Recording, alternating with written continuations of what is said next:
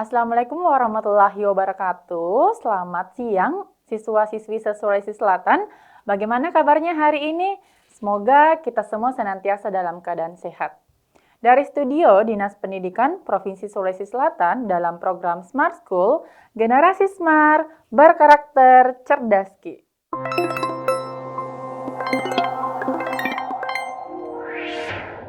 Baik adik-adik, kembali lagi bersama saya dengan Kak Nisma yang akan membahas materi terkait pengetahuan dan pemahaman umum.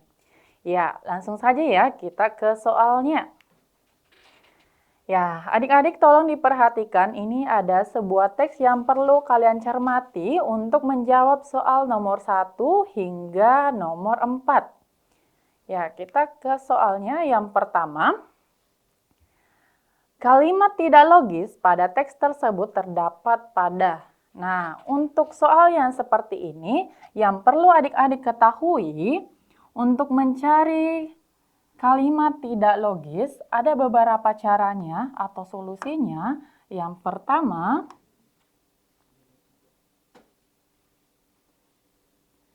biasanya terdapat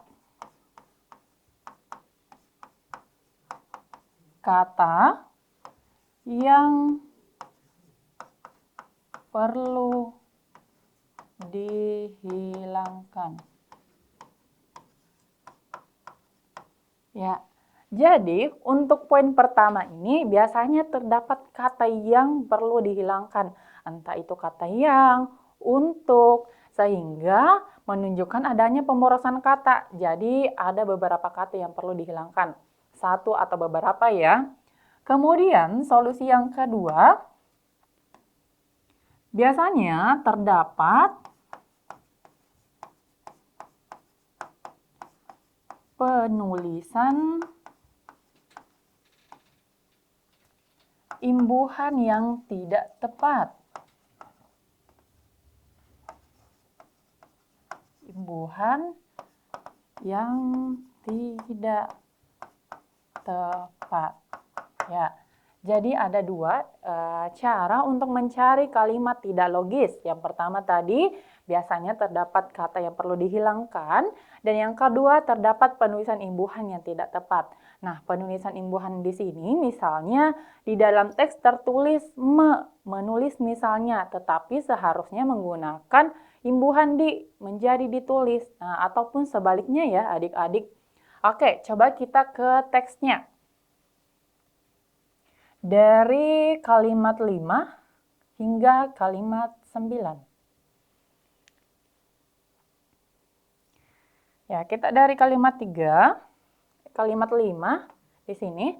Persentase ini, ya, coba dibaca, persentase ini terpaut jauh dari popularitas konten video pendek yang diakses oleh 44,11% pengguna pada 2024 dan 30,16% pada 2025, serta media sosial yang diakses oleh 28,67% pengguna pada 2024. Jadi ini data terkait penggunaan internet di Indonesia ya adik-adik. Nah, kalau kita lihat pada kalimat 5 ini sudah logis ya, kalimatnya sudah ada subjek ya, sudah ada predikatnya. Ingat, kalimat efektif itu harus memiliki subjek dan predikat. Itu salah satu poin pentingnya. Kemudian kalimat 6, berdasarkan pembagian generasi, Gen Z tercatat. Oke, Gen Z ini sudah bagus juga ya kalimatnya. Tercatat sebagai kelompok yang paling sering bermain game online dengan persentase 12,68%. Nah, ini juga sudah bagus. Kita coba next ke kalimat 7. Iya, kalimat 7. Di bawahnya, milenial terdata 4,18%, Gen Z sebesar 1,19%, dan baby boomers hanya 0,49%. Oke, ini sudah ada subjek dan predikatnya. Oke, kemudian kita next ya. Ke kalimat 8. Sementara itu, kelompok pre-boomer sama sekali tidak terdata sebagai pemain aktif. Oke. kelompok ini tidak terdata ya, sudah ada subjek dan sudah ada predikatnya. Ya, coba kita ke kalimat yang terakhir. Temuan ini yang menunjukkan bahwa kebiasaan bermain game online lebih erat kaitannya dengan generasi muda, khususnya mereka yang tumbuh di era digital. Oke, adik-adik, kalau kita lihat di sini, kalimatnya sudah ada subjeknya, ya. Ini subjeknya, temuan ini merupakan subjek. Tetapi kita tidak melihat adanya predikat di sini karena ada kata yang. Yang ini fungsinya untuk memperluas subjek. Artinya kata menunjukkan ini masih bagian dari subjek karena ada kata yang. Kata yang sebagai perluasan dari subjek. Maka supaya kalimatnya logis ya, harus ada subjek tadi ya sama predikat, betul sekali. Nah, untuk menjadi kalimat logis, tentu kata yang ini perlu dihilangkan supaya ada subjek dan predikatnya. Iya. Jadi, kalimat yang tidak logis tentunya adalah kalimat 9 ya. Ini ada kata yang perlu dihilangkan. Oke.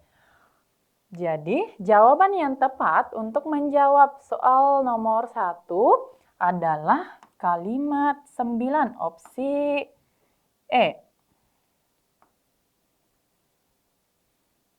Ini ya. Oke, kita next ke soal nomor 2. Ya, nomor 2 ini pertanyaannya adalah tujuan penggunaan konjungsi bahwa pada kalimat 9 adalah, nah kalau soal seperti ini adik-adik tidak perlu kembali ke teksnya, hanya langsung mengingat, oh ini bahwa adalah konjungsi yang menyatakan apa misalnya. Kita ke opsi A dulu ya, jadi memang beberapa konjungsi itu perlu kita pahami baik-baik apa tujuannya ya. Ya, konjungsi yang menyatakan pemerincian atau merincikan hal sebelumnya merupakan, ya kita tanda dulu ya konjungsinya apa saja supaya adik-adik juga paham. Saya ganti dulu. Ya, merincikan itu biasanya konjungsinya ada seperti, kemudian penambahan, ada selain itu,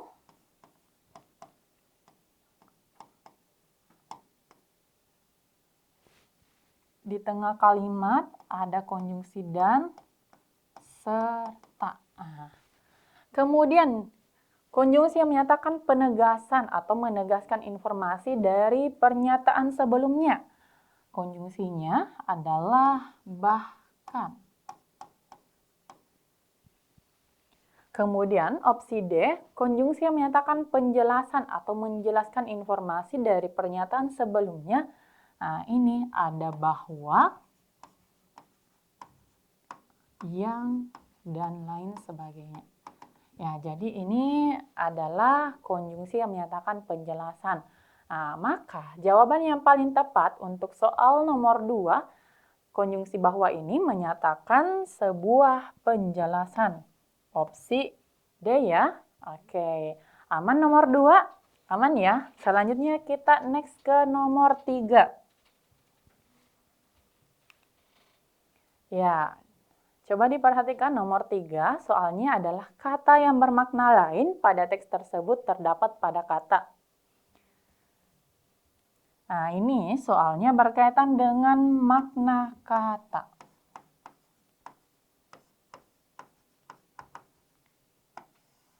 Jadi pada dasarnya makna kata ini terbagi atas 4. Yang pertama makna leksikal, yang kedua makna gramatikal, yang ketiga makna denotasi, dan yang keempat makna konotasi. Nah, coba kita fokus saja pada poin ketiga dan 4, yaitu makna denotasi dan konotasi. Atau kita sebut denotatif atau konotatif.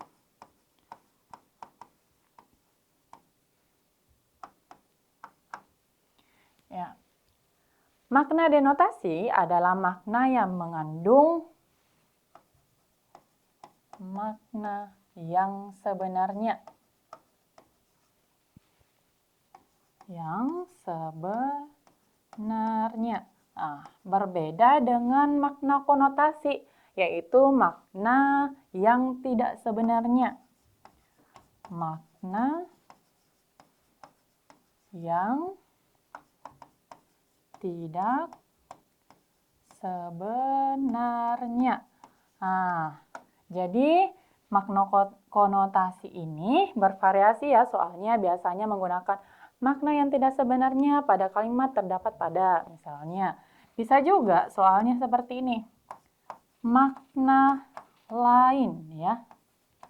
Pada kalimat terdapat pada makna lain. Ya, jadi yang ditanyakan di sini adalah makna konotasi atau kalimat yang bermakna lain atau kalimat yang menggunakan sebuah kiasan. Ya, itu ya adik-adik yang perlu kalian ketahui sebelumnya. Nah, coba kita lihat di sini di opsinya. Yang pertama mengumumkan pada kalimat 1, mencuri, pada kalimat kedua mengakses, pada kalimat ketiga ya mengakses, kemudian menjadi pada kalimat 4 dan diakses pada kalimat 5.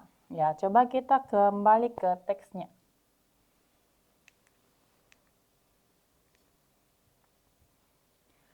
Pada kalimat 1 di sini APJII mengumumkan hasil survei terbaru terkait perilaku pengguna internet di Indonesia.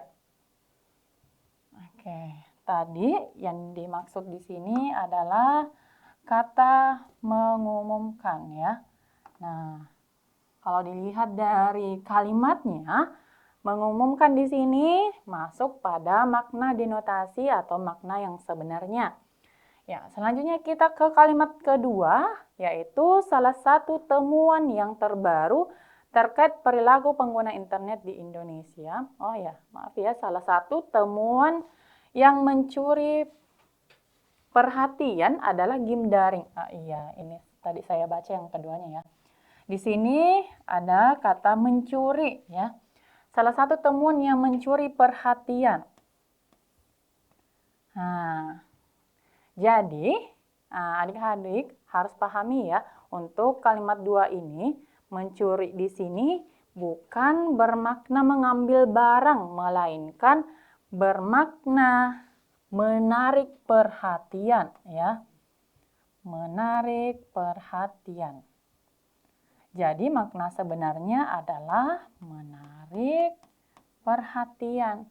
Jadi mencuri di sini termasuk makna kiasan atau makna yang tidak sebenarnya.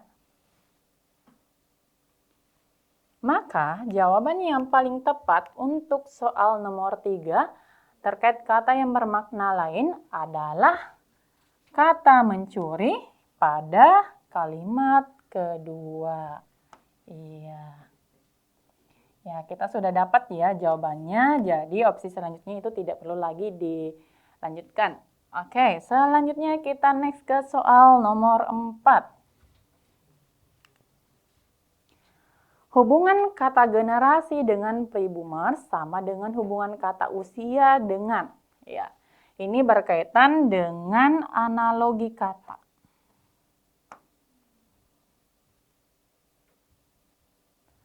Analogi kata.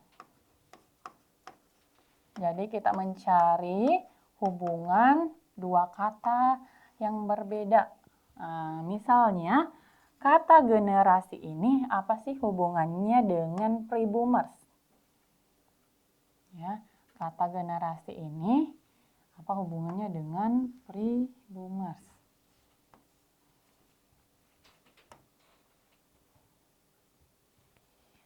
Kalau kita lihat, ini merupakan salah satu bentuk dari relasi makna, yaitu hipernim dan hiponim. Hipernim atau hiponim.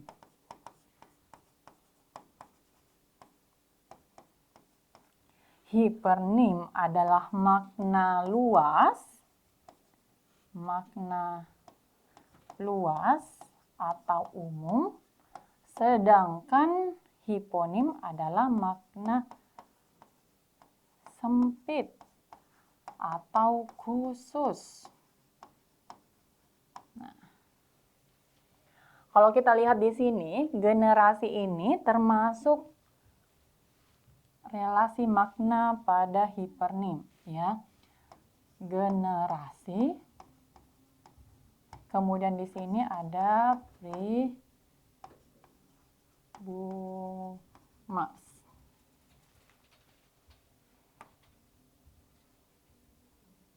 Artinya hipernim di sini hubungan katanya dengan pribumas, ya, generasi tadi itu adalah jenisnya, ya. Priboomers adalah jenis dari generasi atau makna luas dari kata generasi, ya. Nah, otomatis kita mencari usia ini makna sempitnya apa? Oke, usia tadi makna sempitnya atau makna khususnya jenis-jenis usia, ya. Pertama ini manusia, ya, sudah tidak tepat. Kemudian remaja, ya, ada kata remaja. Jadi remaja ini adalah makna sempit atau hiponim dari usia, atau kita sebut dengan jenis dari usia ini. Usia jenisnya ada dewasa, remaja, kanak-kanak, balita, ya, bayi. Nah, itu. Jadi dia ini, ya. Maka jawaban yang paling tepat untuk soal nomor 4 adalah opsi B. Oke. Aman nih ya untuk nomor 4 ini. Selanjutnya kita next ke nomor 5.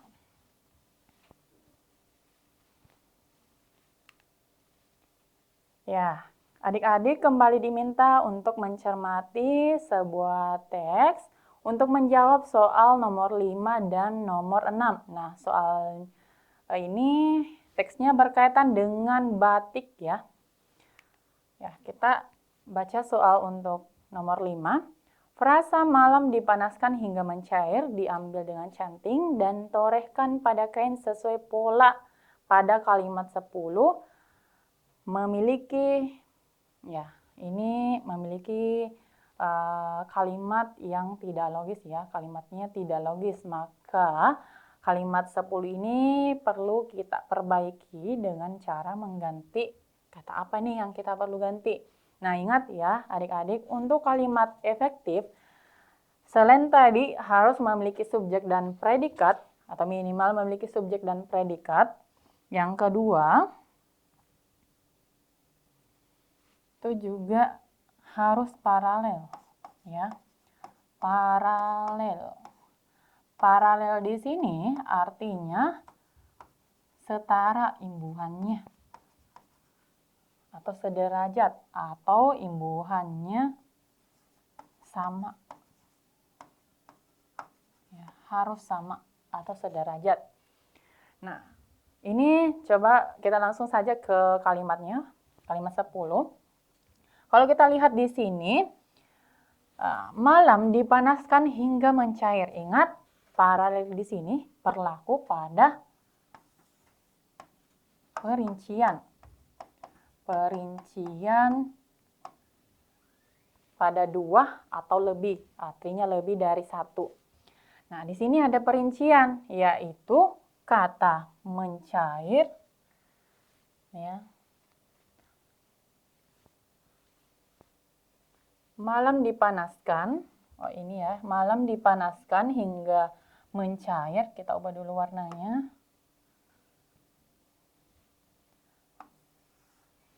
Malam dipanaskan hingga mencair, diambil dengan canting, ya, dan torehkan pada kain sesuai pola.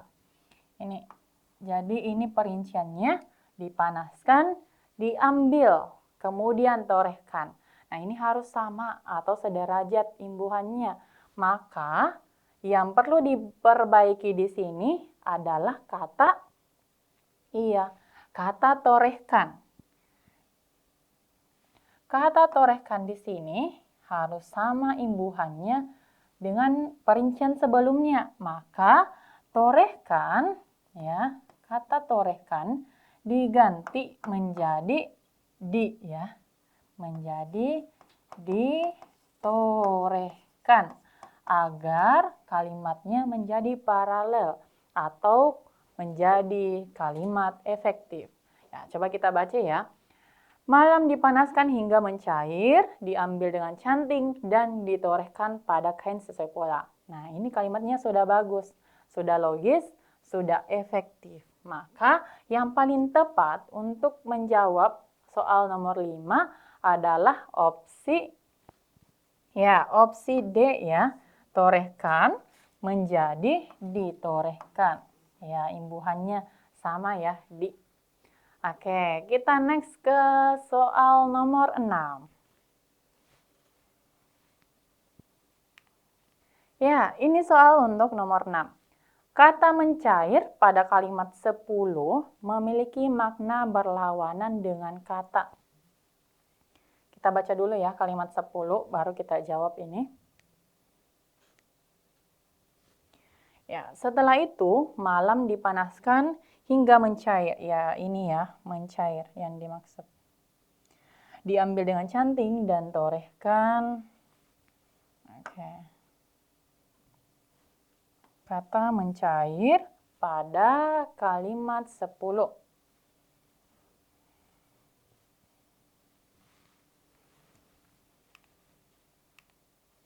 Ya, yang dicari adalah makna berlawanan. Berarti kita carinya antonim. Antonim atau perlawanan kata. Jadi mencair di sini apa sih lawan katanya? Ya, itu dicari. Mencair itu sama dengan meleleh. Ini adalah sinonimnya. Oke. Kemudian yang opsi B, melebur. Nah, ini juga sinonim dari kata mencair. Oke. Kemudian opsi C, meluluh ya, meluluh. Nah, ini juga sama dengan opsi sebelum-sebelumnya ya, sama dengan kata mencair. Kemudian melumer, lumer dari kata lumer. Ini juga sinonim dari kata mencair. Nah, otomatis jawaban yang paling tepat dari lawan kata mencair adalah membeku ya. Membeku. Maka jawaban yang paling tepat untuk soal nomor 6 adalah opsi E, membeku. Ya, aman ya untuk soal nomor 6. Selanjutnya kita next ke soal nomor 7. Ya, adik-adik kembali diminta nih untuk mencermati sebuah teks untuk menjawab soal nomor 7 hingga nomor 10. Ya, silakan dibaca dulu kalimatnya, teksnya ya. Ya, kita ke soal nomor 7.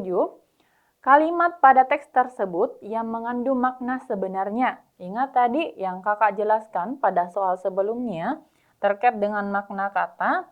Jadi tadi ada denotasi dan konotasi. Nah, yang mana nih makna sebenarnya? Makna sebenarnya adalah makna denotasi atau makna yang sebenarnya ya. Bukan yang mengandung kiasan. Nah, kita cari yang mana sih di sini yang mengandung makna sebenarnya. Ini opsinya dari kalimat 4 hingga kalimat 8. Ya. Ya. Kalimat 4. Ini ya, dari kata namun. Kita tanda dulu. Namun, begitu pintunya dibuka, suasana berubah menjadi cahaya biru yang menyambut lebih dulu, bukan terang yang menyilaukan, melainkan redup yang menyenangkan hati. Ya, yang menenangkan hati ya. Oke, di sini ada kalimat atau kata yang mengandung makna kiasan atau makna lain. Nah, begitu pintunya dibuka, suasana berubah menjadi cahaya biru. Ya, di sini ada kata cahaya biru yang menyambut lebih dulu.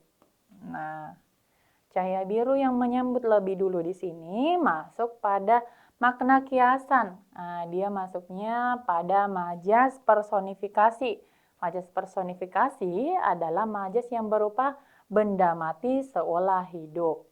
Oke, itu ya untuk kalimat 4, berarti sudah tidak tepat. Kita next ke kalimat 5. Ia merambat perlahan di dinding, memantul di permukaan kaca, lalu pecah menjadi bayangan yang bergerak halus. Ya, lalu pecah menjadi bayangan yang bergerak halus. Nah, ya sama ya pada kalimat 5 masih mengandung makna yang tidak sebenarnya atau makna kiasan. Nah, kalimat 5 ini juga mengandung majas personifikasi ya. Sama tadi di kalimat sebelumnya. Majas personifikasi atau majas yang berupa benda mati yang seolah hidup. Ya, kita next ke kalimat 6. Dalam sekejap, ruang yang semula terasa biasa berubah menjadi sesuatu yang lain. Menjadi lebih sunyi, lebih dalam, seolah terpisah dari ritme kota di luar. Ya, ini juga masuk perumpamaan ya. Nah, berarti bukan makna yang sebenarnya, masih pada makna lain atau makna konotasi. Oke, selanjutnya.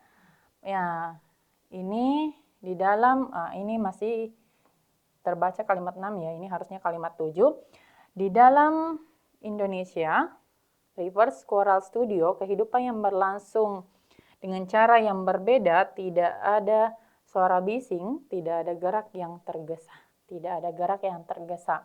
Nah, ini masuk pada makna kiasan ya. Ya, ini sama ya, 66. Kemudian kalimat 7, yang ada hanyalah deretan akuarium, air yang terus bergerak ya. Air yang terus bergerak dan organisme kecil yang hidup dalam dunianya sendiri. Hidup dalam dunianya sendiri. Nah, masih pada makna kiasan. Coba kita ke kalimat 8. Di dalam akuarium tersebut, terumbu karang terlihat memiliki beragam warna. Seperti ungu, hijau, dan jingga. Nah, kalau kita lihat pada kalimat terakhir ini sudah mengandung makna yang sebenarnya. Tidak ada lagi kiasan di dalamnya. Maka, jawaban yang paling tepat pada soal nomor 7 ya, adalah kalimat 8 ya. Sesuai tadi di kalimatnya. Opsi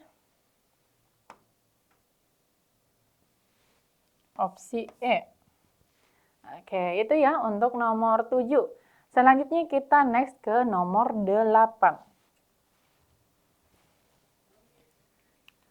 Ya, nomor 8, kata berpasangan tetap pada teks tersebut terdapat pada.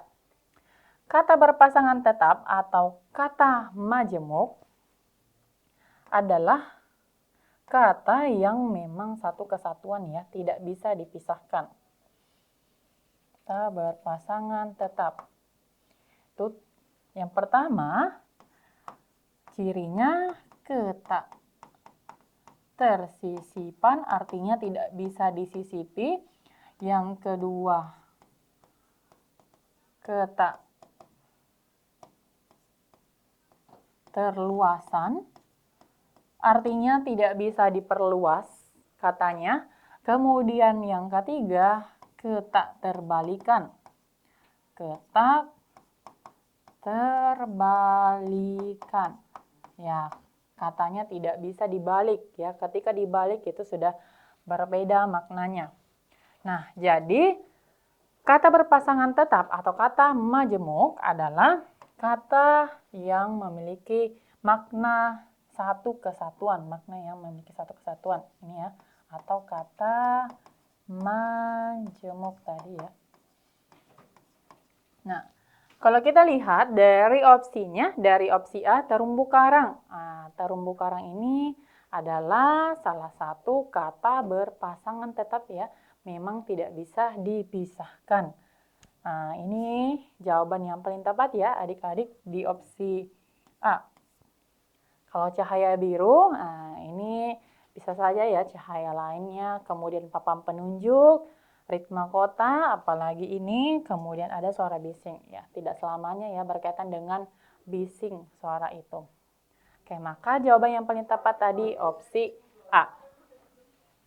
Ya, selanjutnya kita next ke soal nomor 9. Ya, ini soalnya. Kalimat 8 pada teks tersebut memiliki pola yang sama dengan. Nah, ini sudah ada kalimatnya ya di atas.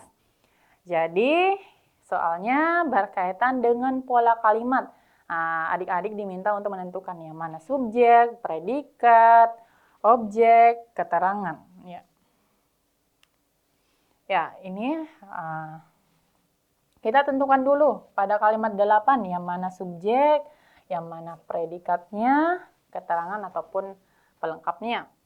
Nah, di dalam akuarium tersebut, ini ada preposisi adik-adik. Ingat, kalau ada preposisi, maka kata atau kalimat tersebut merupakan keterangan. Nah, keterangan apa sih ini? Di dalam akuarium, nah, berarti dia masuk pada keterangan tempat.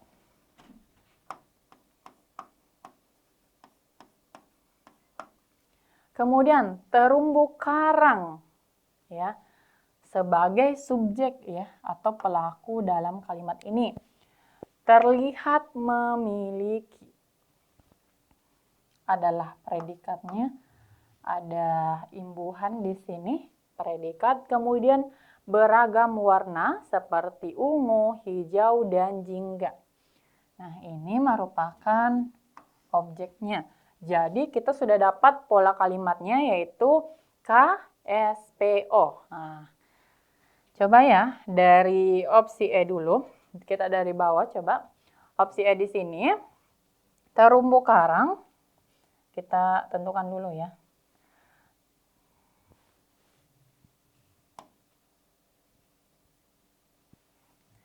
Di sini ada terumbu karang memiliki warna yang beragam di perairan laut. Terus terumbu karang banyak ditemukan di laut tropis. Beragam warna terumbu karang. Ya, ini subjek terlihat. Oke. Terumbu karang adalah fondasi ekosistem laut tropis. Di dalam ekosistem laut,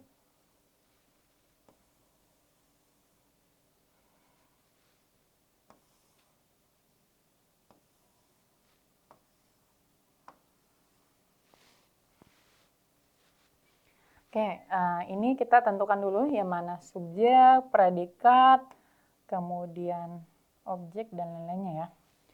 Dari opsi E dulu, terumbu karang sebagai subjek memiliki predikatnya warna yang beragam SPOK ya. Ingat ada preposisi. Kemudian opsi D, terumbu karang subjek banyak ditemukan predikat, ini keterangan. Kemudian ini subjek beragam warna terumbu karang terlihat predikat, nah ini juga keterangan. Opsi B, terumbu karang, subjek, predikat, ingat kalau predikatnya berupa predikat copula atau predikat yang berupa definisi, maka setelah predikat itu adalah pelengkap ya adik-adik. Kemudian opsi A, ini keterangan, kemudian ini subjek, ini predikat, ini objek. Nah, dari uraian ini kita bisa menentukan mana jawaban yang paling tepat.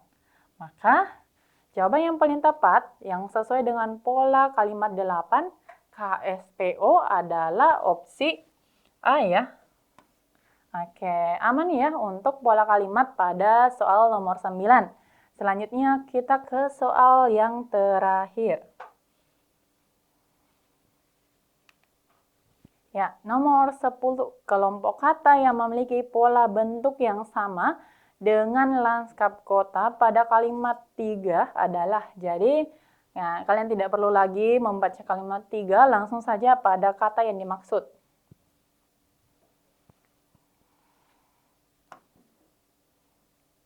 Jadi kata yang dimaksud di sini adalah lanskap kota.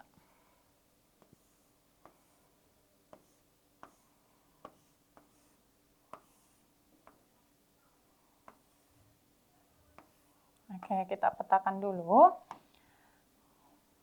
Ingat ya adik-adik, untuk mencari pola bentuk ada dua caranya. Ini ya, pola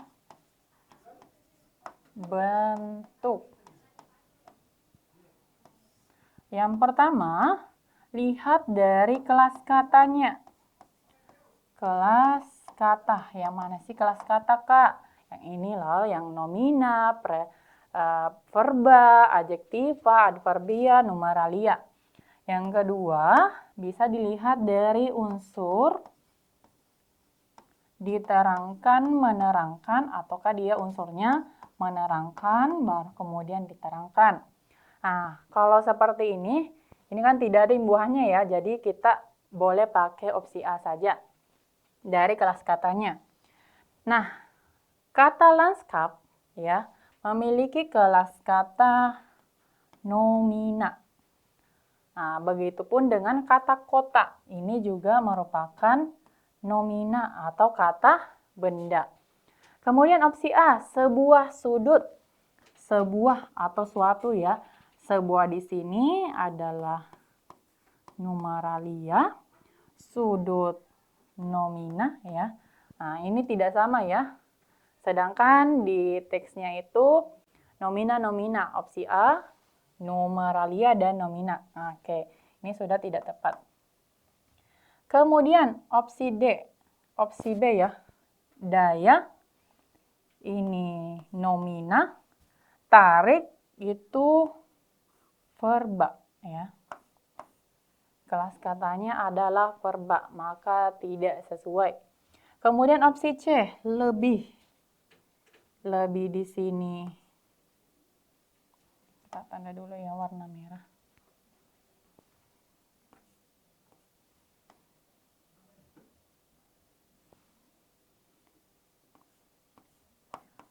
Adjektiva ya. Ini juga adjektiva. Sunya adjektiva. Kemudian opsi D, merambat. Ya, merambat itu kelas katanya verba, kemudian perlahan kelas katanya adalah adjektiva atau kata sifat. Kemudian opsi terakhir, sudut kota. Nah, ini dari opsi A dan D itu sudah tidak tepat. Sudut kelas katanya nomina, begitupun dengan kata kota. Kelas katanya juga nomina. Maka kelompok kata yang sama atau pola bentuk yang sama dengan lanskap kota, nomina adalah opsi E, yaitu sudut kota. Oke. Coba yang tepat E ya adik-adik. Oke. Aman ya untuk nomor 10? Ya.